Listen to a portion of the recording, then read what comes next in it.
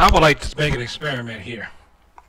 I'm going to ask a question, and I want to see if you guys can give any intelligent answers in the comments.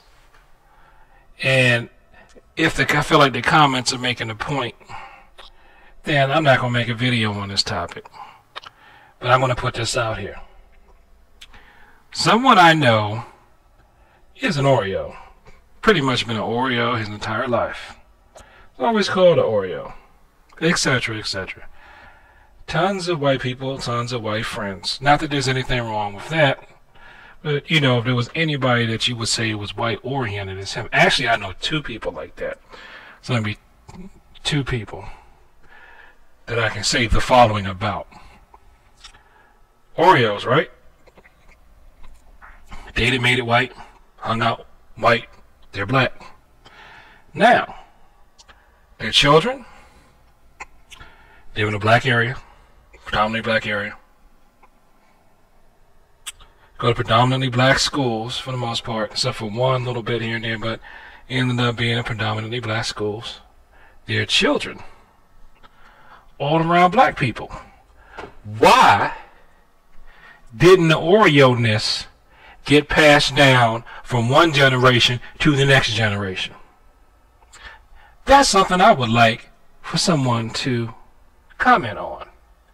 I have my opinion and my ideas, but I would like to know what the rest of you all think.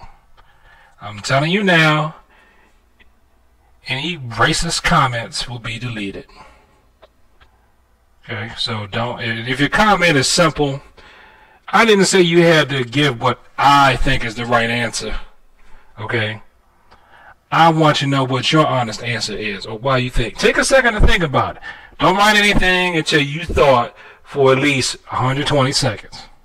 Okay? Don't just type no. Think about it.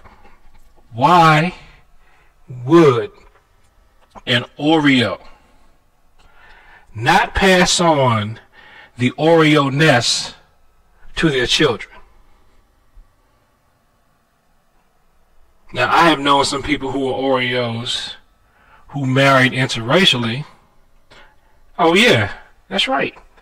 I gotta say three. Married interracially, but their children still marrying four. More people coming to mind. Four. Two, they married black. Two, they married white. Their children marrying intraracially. Marrying black people. No. Okay, I have to think about it. One of them's child. One guy, his children, well, one of his children married a white person.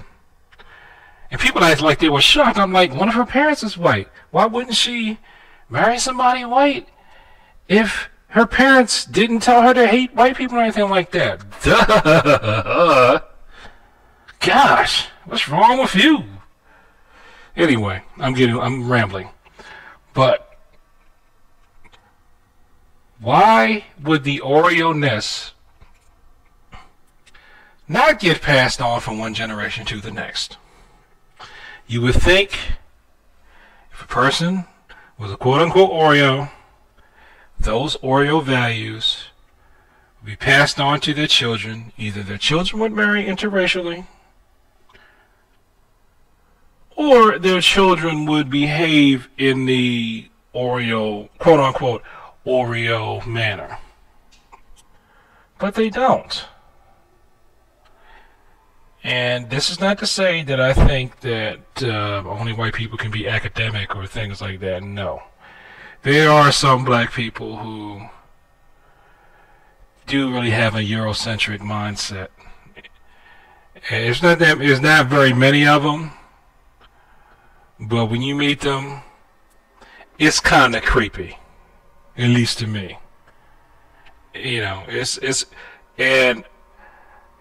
probably how some white people feel when they see white people who act quote unquote black and act like they hate their own race.